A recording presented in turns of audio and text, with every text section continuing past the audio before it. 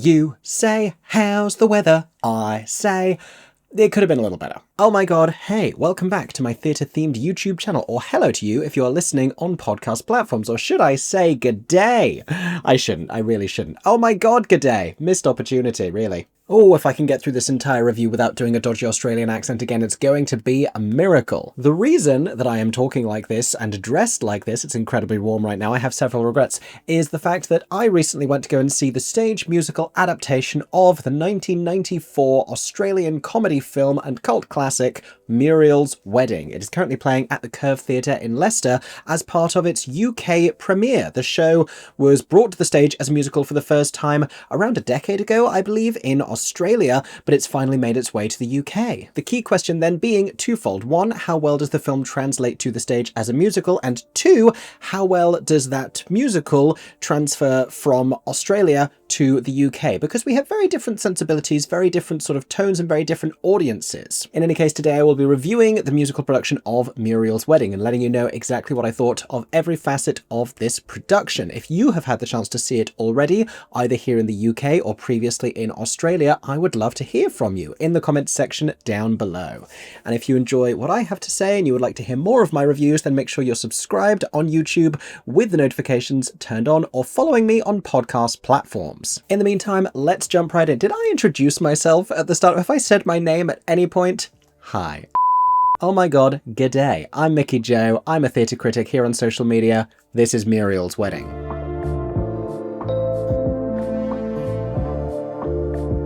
So Muriel's Wedding, 1994 Australian comedy film with a feminist statement. It's also, it's the most depressing comedy that you're ever going to see on screen, really. It's very layered and it's very sort of offbeat, and I find this in general about a lot of great classic Australian cinema. I'm thinking about Strictly Ballroom here. I'm thinking about Priscilla, Queen of the Desert. There is often this slightly subversive quality that we're seeing more and more of, actually, in like cross-genre contemporary comedy films in the US. I think, if anything, Australia may have been just wildly ahead of the game tonally. But Muriel's Wedding, like some of those that I mentioned, lands somewhere between quirky, campy, and objectively dark. And for a discernibly insincere story about a young woman who is obsessed with ABBA and goes around trying on wedding dresses because she's lying about the fact that she's getting married, when in reality that's not happening whatsoever, for something that seems like it ought to be silly, it deals with a lot of very heavy and serious themes and plot points, and opens up a conversation about negative mental health and self-image. And I do think in general, when I went to see Strictly Ballroom touring around the UK, I thought the comedy of it specifically is not something that the production here had seemed to be able to quite get right. And I think there is something of a gulf between the Australian sense of humour and the British sense of humour. I think it's that subversive, sort of semi-ironic quality that we can't quite grasp. And I noticed that in this production as well. But for those of you who have no idea what Muriel's Wedding is, beyond the very short synopsis that I just gave, let me expand a little bit here. So we meet our title character Muriel Heslop, who lives in the small town of Porpoise Spit. I've done it, I've gone back to Australia, and I knew I wouldn't be able to stop. And she is one of 4 children, none of whom have yet to really amount to anything. Her family is disappointed in her, and her friends don't particularly enjoy her company. They're a group of narcissistic and vapid mean girls who haven't really changed since high school. At the beginning, one of them is getting married. She has no idea that one of her bridesmaids is also having an affair with the groom right there at the wedding reception. But when Muriel catches the bouquet, implying that she is going to be the next bride, of course, as per nuptial tradition, they are outraged that she would do something so selfish, igniting this desire in Muriel to get married and prove them all wrong, and prove that she is worth something, because unfortunately for her, she believes what she is told by her parents, by her very pushy father who is in local politics, by her siblings, by her fake friends. She believes that she is a nobody and that she's fat and all of these negative adjectives that she attaches to herself, and she believes that if someone were to choose her romantically, and if she were to get married to this ideal tall, handsome husband, that finally it would prove that she was somebody. And the film sees her stealing money from her family, running away to Sydney, living with her friend Rhonda, who is this free spirit who doesn't care what anyone else thinks. Only it takes us an awful lot of time and several dodgy decisions in order to get there. There's a huge amount of exposition in Muriel's Wedding the musical, which has been inherited from Muriel's Wedding the film. And if the story that we're waiting for is Muriel going into these bridal shops and trying on all of these dresses because this is the life that she wants for herself and fantasizing about the possibility of it, it takes us an awfully long time to get there. Along the way, after getting dumped by her friends, she follows them onto a cruise ship. That's where she reunites with Rhonda for the first time since high school, and the two of them become friends. She also largely through ignorance contributes to the sadness of her mother's life, who is something of a pushover, who just lives for everyone else in her family and never really gets the respect that she deserves. Oh, and here's another detail. I can't believe I left this out so far. Muriel is also obsessed with the songs of ABBA, which is framed as slightly silly, but honestly, aren't we all? You just know she'd have loved Mamma Mia. And in the early parts of the film, it's the music of ABBA that gives her this sense of buoyancy and positivity and joy in an otherwise objectively miserable and unfulfilled life. But the key thing about Muriel is she doesn't really bear the full weight of that realization, because there is a very charming, call it naivety, call it foolishness to her. She is aware of her own misery, but she is also incredibly adept at sort of deluding herself, which leads to pathological lying. Yes, Muriel, like the Evan Hansen of the early 90s, lies to just about everyone. She lies to her friend Rhonda about her life thus far. She lies to her parents. She lies on a huge scale when she agrees to participate in a sham marriage. This is detail going way into the second act of the show, but it makes for objectively a very challenging character to bring to the stage. And I think there's something about seeing something in front of you as a stage production, as a musical, rather than on screen, where likability becomes even more important, and we have to feel as though we can relate in some way to this protagonist. And it's not like Muriel doesn't have reasons for doing the wild things that she does, but it's also a mindset, a character, and a set of circumstances that can feel, I think, a little bit unrelatable. Now, I saw the film for the first time a few months ago. There are, from what I could tell, a handful of small changes. One in particular is the enlargement of the character of Bryce Nobes as a potential love interest for Muriel. He works as a parking inspector, and he's in the film, but I can't bring myself to remember anything that he does. I'm sure he has a larger role in the musical, because he has this instant attraction to her. He feels a little pathetic in and of himself, and he is miserable in his job because people just scream at him all day for giving them parking tickets. But even though there is an easy initial chemistry between the two of them, between Bryce and Muriel, she doesn't necessarily view him straight away as a potential romantic interest, but just as confirmation that someone could be attracted to her, that it is possible, and that therefore she will be able to find the explicitly tall and handsome man of her dreamy specifications. Otherwise, the whole thing feels largely similar to the film, and there's a good reason for that, because the book of this musical has been written by P.J. Hogan, who also wrote and directed the 1994 film. The production at Curve has been directed by the show's original director, Simon Phillips, who also directed the legendary Australian stage musical adaptation of Priscilla, Queen of the Desert, and the music and lyrics meanwhile, by Kate Miller-Heidke and Keir Nuttall, along with several ABBA songs, which is a very difficult thing to stand up to, but they do a pretty great job, even alongside the brilliant music of Benny and Bjorn. There are a fair few songs in Muriel's Wedding which I would articulately describe as utter bops, like really, really fun stuff, like You Say How's the Weather? I Say Never Been Better. I will have that in my head for weeks after listening to it. Also, there's a great song when they go to Sydney. When you get to Sydney, you can be anything you want to be. That's a great song. I would say in general that the up-tempo songs with the pop vibes that are a little bit Eurovision-y, actually, now that I think about it, just a little bit campy pop. They play a little more memorably than some of the ballads, but I like some of the slower songs as well. The lyrics are fun and witty and characterful throughout, and I think the best song is actually one which the mean local girls of Porpoise Spit sing to Muriel when they let her know that they no longer want to spend time with her, but I'm going to let you know about that in this next section when I tell you about some of my favourite creative aspects from the show.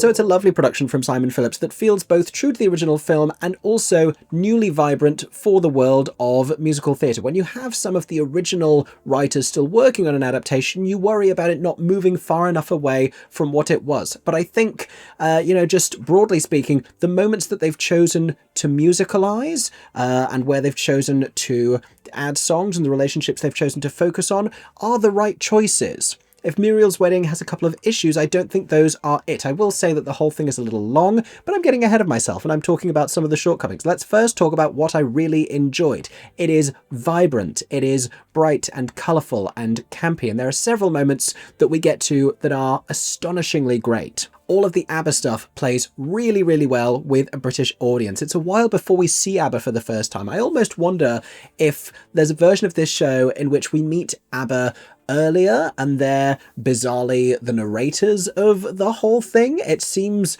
crazy, but crazy kind of works for Muriel's Wedding. By the time that we eventually meet them, it's really winning. And the way that they are staged and the way that you have at one point this wardrobe that opens and one member of ABBA is inside, the doors close, it opens, then there's two inside, and then we repeat and more members of ABBA appear. Once we get to there, the audience is on board and they love all of that stuff and they go absolutely nuts for it. There are a couple of other moments that are just as brilliant. On the cruise ship, after Rhonda reveals to one of Muriel's former friends that the bridesmaid was having an affair with the new groom, and they launch into this catfight running across the stage, Rhonda and Muriel are simultaneously performing in a talent show dressed as Frida and Agneta, singing an ABBA song. I think they're singing Waterloo from the film, and the two girls are screaming at each other and chasing each other across the stage in front of this performance and trying to injure each other with a pool noodle. And it's at that point that we have ascended to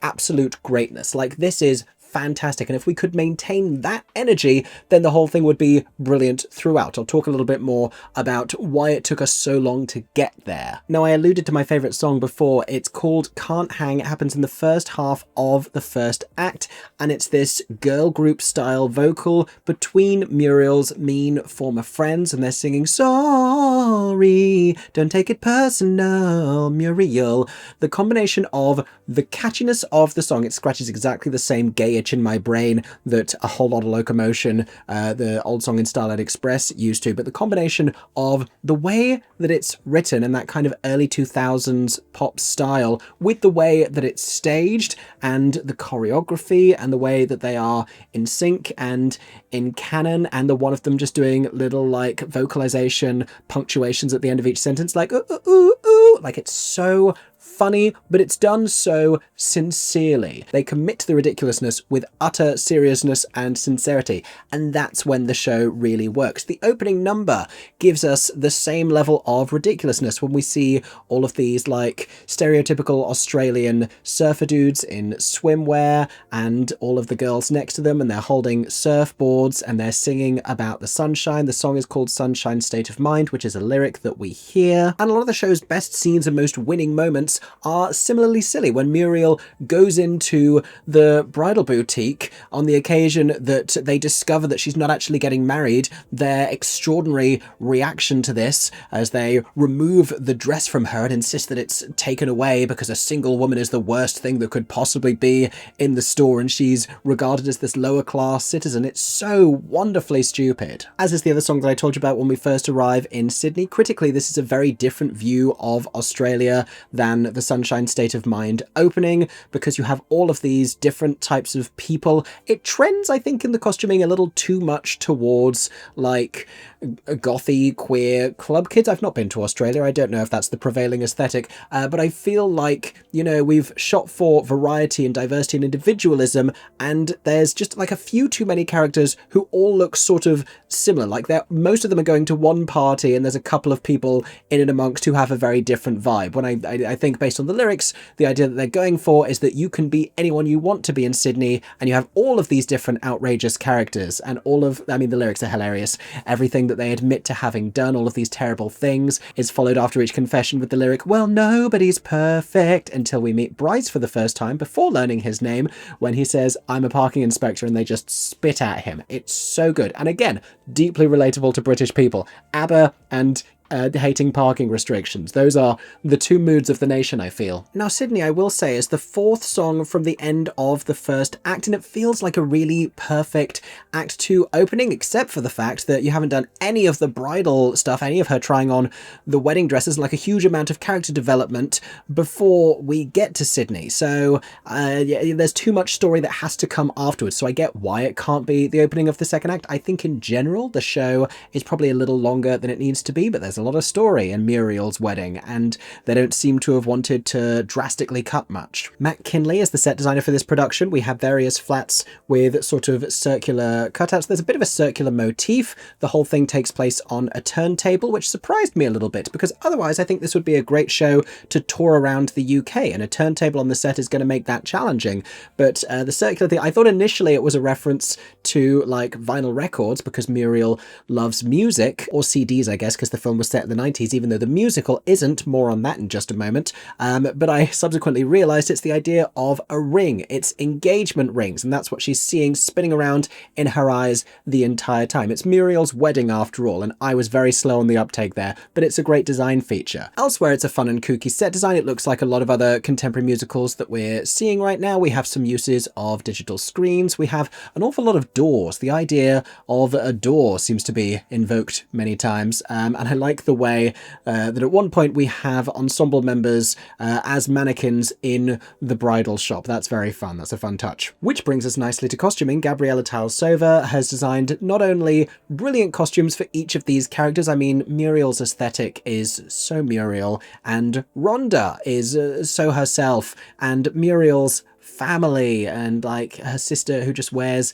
these baggy t-shirts, and the outfits that her friends are wearing that are sort of coordinated and a little strange in and of themselves. Also, all of these gorgeous wedding dresses, all of the outfits that I mentioned when we go to Sydney, and one of my favourite design features, because I love uses of colour like this, at the top of the second act, Bryce, who I'll remind you is our down on his luck love interest parking inspector, he sings a song about a message that his father had left to him about never sticking your neck out. That's the name of the song.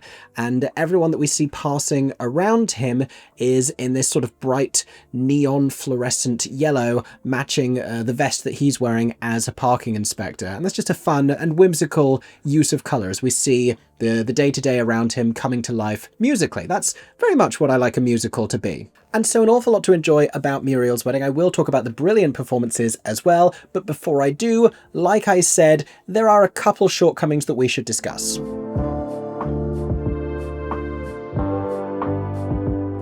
Now, I actually think that there is a great show here, and it's not terrible, Muriel, but it's also not yet effing amazing. These are all references to the show if you think I've lost the plot. I think one of the key problems is the way that we begin. I love the opening number. I love the way that it establishes Porpoise Spit. I think we could do a little more to qualify what this is as a small town, because I think the British concept of Australia is just very sunny and idyllic, and we don't necessarily know when they all come out with the surfboards and everything that that's not Sydney, because that's just what, I mean, personally, I think that's what a lot of people just assume Australia to be like, and it's important that we understand that Porpoise Spit is this small town, and it should feel more claustrophobic and a little backwards than somewhere like the metropolis of Sydney. We should feel that sense of expansion, and other than the shift in the costuming, I don't know that we necessarily do. In general, over the first few scenes, we struggle to really build up comedic momentum. There are too many moments where I don't know if they're expecting us to laugh at a visual joke, or Muriel being ushered into her home after the wedding that she was attending at the beginning with police and her family reacting and everyone waiting for the line, "You're terrible, Muriel." But too many moments of silence like that where jokes didn't really seem to be landing either visually or however else. And I genuinely started to think, both because of that and because the whole thing is too long, like it's longer than it needs to be, if they unironically played the whole thing in like 1.25 speed or 1.5 times speed, which I know is how some of you like to enjoy my YouTube content, I think it would actually be a whole lot funnier. Yes, it's weird and subversive and ironic, but I just think that prolonged silences like that are not a good friend to comedy. I've said it before, I'll say it again. The other problem is Muriel. I hate to say it, But I mean, she's got some problems, we know this much. But Muriel as a character, Toni Collette's performance was so specific. Who knows if this would have been successful on film with any other actress, because she really is this once-in-a-generation talent who is so unique and brings this earnest quality to a character who makes really dreadful choices. And she's very charmingly portrayed in this production, but I think there's a little feature of her material that doesn't quite work for me, because Muriel sings an awful lot of ballads, and as she reaches, you know, more emotional low points throughout the show, like it does get a lot worse before it gets better, and then it kind of gets worse again. And so at that point it makes sense for her to sing a depressing ballad, but to get an I Want song so early out of the gate as a ballad for Muriel, when she's not at that point, you know, particularly self-aware or sincere. She's singing about the idea of like, oh, they'll like me if I get married, then everyone will see that I'm really something and I'm somebody. And she's not thought it all of the way through, and she's not doing any of it for the right reasons. And I think for her to sing a song that musically sounds sincere and has little indication to us as the audience that something is awry it's a little bit incorrect. And it could be a very similar version of that song. I just wonder if it needs to be in a slightly quirkier, campier, more up-tempo arrangement. Honestly, I'm just trying to make this show faster at every turn. But I think Muriel is such an interesting character. Her I Want song, what is that? What is it that she actually wants? Because it's not the wedding, it's the thing that she thinks the wedding will get her. The idea of Muriel wanting to get married is in order to achieve social status, and she only really cares about her family and her friends in Pauper Spit. She's not thinking about the scale that she will go on to find subsequently. But that's the key thing with Muriel, she doesn't think these things through. I wonder if a song about the lies that she tells would be more revealing about her character at this point, or if the lyrics should be more focused on just like wanting people to like her. Because if we can really feel sad for Muriel, like if she can just like look horribly bullied by her friends in a way that is comical but also legitimately sad at the same time, then that will give her a lot more ammunition to do dreadful things before she loses us emotionally. Like if we've seen her family and everyone treat her terribly, then we'll be more on side with her. And I will move on, I promise, but I think it's this I Want song. I think that's the crux of her character issues here. And I keep going back to Amelie as a musical. Now, when Amelie was on Broadway, Amelie Poulain, as a character very early in the show, sang a song called Times Are Hard for Dreamers. It's a great song, you might know it. But by the time that the show had made its way to the UK in a heavily, extensively reworked production, they had smartly realised that Amelie is not a character who knows what she wants or who is brave enough to, even musically to herself, articulate what she wants at that point in her story. She is shy and she's still figuring it out, and she's certainly not going to stand there and sing a declarative I Want song. I think Muriel might be a little like that as well. With Times Are Hard for Dreamers, they ended up putting it in the second act later on in the show, really kind of just to use the song, but by the time that she had some momentum. For Muriel, that might be by the time that she is on the way to Sydney and finally making choices for herself. And there's a couple of other little oddities about the show as well. Muriel's mother sings similarly a ballad in the first act, and then there's a moment in the second act where we're really expecting a ballad from her and she doesn't sing a ballad there. Huge spoiler alert for what happens with this character. Skip ahead if you don't want to know about this, because I feel like I'm nearly done with this section anyway. But she, essentially miserable and feeling as though everyone would be happy without her, actually dies by suicide in the show's second act, having been completely neglected by her husband and her children. And she sees the vision of ABBA that Muriel has been seeing up to this point. And, you know, it's not that it doesn't work, but I was never really expecting to see Suicide by ABBA on the theatrical stage. Like, it's just simply wasn't on my bingo card. And it's an earnest moment, as is Muriel's obviously musical eulogy that she performs at the funeral, which is a great turning point for her. A better turning point, I think, than Muriel has in the film. The ending feels a little more weighty for that. And I think it's an emotionally impactful ending for her mother. I wonder if the presence of ABBA confuses it a little bit, just because they've been such a tool for zany comedy up to this point, and because, again, they bring joy to Muriel. It's hard for us to identify them when we're seeing fun ABBA on stage, when we like the songs, and when Muriel's smiling so big and dancing along with them, and when they're giving her, like, trying to give her good advice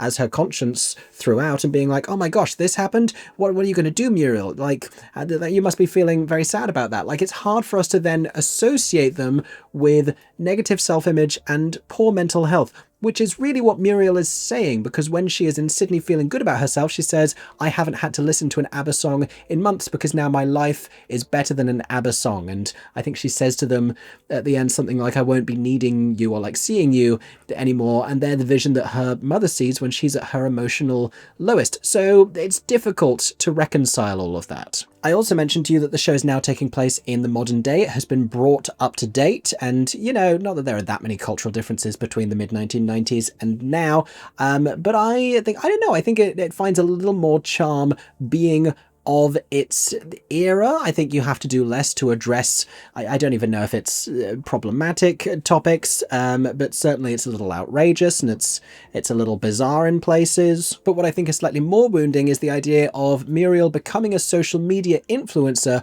as a result of her arranged marriage in the second act to the Russian Olympic swimmer Alexander Shketov. And since she's always been chasing validation and status and approval and friendship externally, it makes sense that that is something that Muriel would gravitate towards and fall in love with. And this is why I think maybe it's easier to set it in the 1990s when social media wasn't a thing, because realistically, if Muriel's wedding was taking place in 2025, her friends aren't going to meet up with her for cocktails to tell her they don't want to hang out anymore. She's just going to get kicked out of a WhatsApp group with no explanation, and she's going to get ghosted. There are so many facets of this story that I think would play a little differently if it was taking place in the social media age. And that's really the one moment where social media intrudes on the story. And we don't really notice it in the material. We only really see it in projections on the set. Also, I can't believe how much of this review I've made it through before acknowledging the fact that she changes her name from Muriel to Mariel. How is that not a song? How have you not written a Muriel Mariel song? In any case, I do think the whole thing could afford to be a little bit weirder, a little wackier, but I thoroughly enjoyed the performances. Let's finish by talking about the brilliant company.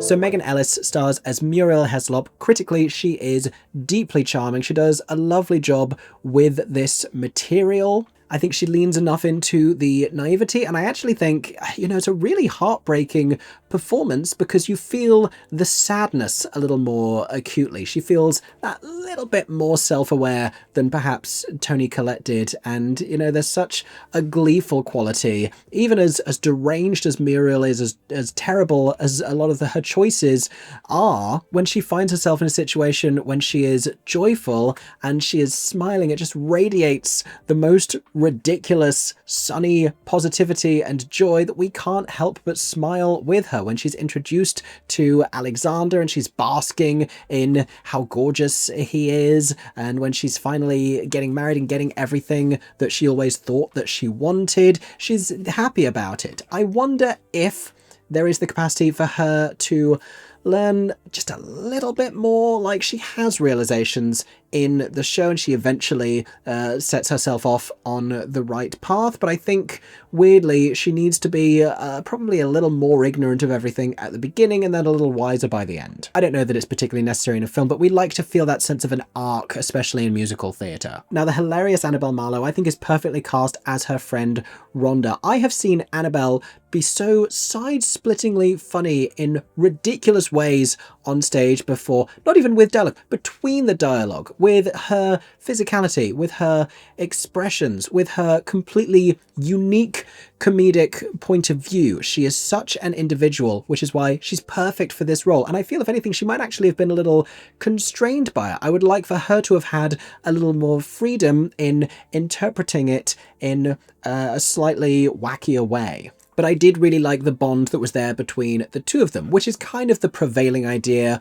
of the musical, of their friendship being the most important thing to each of them, and that has to have been one of the most impactful emotional moments in the first act when they first come together and they sing a song to each other about liking each other's style and individuality and how they think each other is effing amazing. Ethan Pascal Peters, meanwhile, is so endearing, charm personified as Bryce Nobes. He's perfectly cast in this role. You root for him at every single turn. The audience vocally responded when he was asking himself aloud, should he text her? Should he pursue this? Everyone so deeply felt for him, and it kind of exposed that, you know, I don't know if we were as invested in Muriel's choices as we were in Bryce's. I don't know that it's necessarily to the benefit of the show to build him up as much as they have as a character, but I mean, so well performed in this production. He's really exciting. He's the kind of casting that I think Cinderella/Bad Cinderella, on the back of my bucket hat, really needed in the quirky Prince Sebastian role. Not that I'm inviting that to return to a professional stage in the UK, but if it does, look no further. He's perfect for it. Another absolute standout in the supporting cast was Stephen Madsen, who played Alexander Shkudetov, and he was reprising this role because he's done it before in Australia. And he is very stoic and indifferent to the idea of getting married to Muriel, but he's trying to clear up some bad PR after making homophobic comments. And they take this in a slightly different direction in the stage musical versus with the film, because in the musical, and I'm pretty happy about this might be a spoiler alert, he actually comes to the realization that, as he says, he is the gay, which he repeats several times, and it's so funny. His delivery is so funny, and he does a really perfect job in committing to this nonsensical, slightly stereotypical character. Now, this was actually a very extensive cast. I'm not going to have the opportunity to talk about every single performance, but I thought that Helen Hill was particularly great as Tanya. She's the leader of the local Mean Girls. They were all pretty brilliant alongside her, but the way that everything she did was just slightly exaggerated. Very well played. Jacob Warner, Joseph Peacock, and Lena Patty Jones were also hilarious together as Muriel's trio of slightly disengaged siblings who do nothing but stare with glazed eyes at the television while repeating the same few monosyllabic words. Not even words, utterances, really. And then you have Muriel's parents. Laura Medforth played her long-suffering mother, Betty Heslop. Again, I think there's elements of this character's arc that could be staged and written a little differently, but she brought a really tremendous, heartbreaking sentimentality to it, really affecting. And Darren Day, meanwhile, was perfectly obnoxious as Muriel's father, this loud, patriarchal presence who seems to be a fixture of so many of these Australian films turned to musical. It was giving Barry Fife. He, I thought, was terrific. And finally, we have to talk about ABBA. Brilliant every time they popped up. And again, exaggerated and campy, giving you like sketch show ABBA parody. They were portrayed by Jamie Doncaster, Aaron Sindos, Jasmine Hackett, and Bronte Alice Tadman. All of them fantastic. Which brings me to the end of my thoughts about Muriel's Wedding. I really do hope that this is not the last that we've seen of this show in the UK. We've had several shows recently that have had these big, splashy, 1-month regional premieres and then haven't necessarily announced a further life. I hope, even though the material could be developed a little further, and even though there's probably more that could be done to tailor it a little more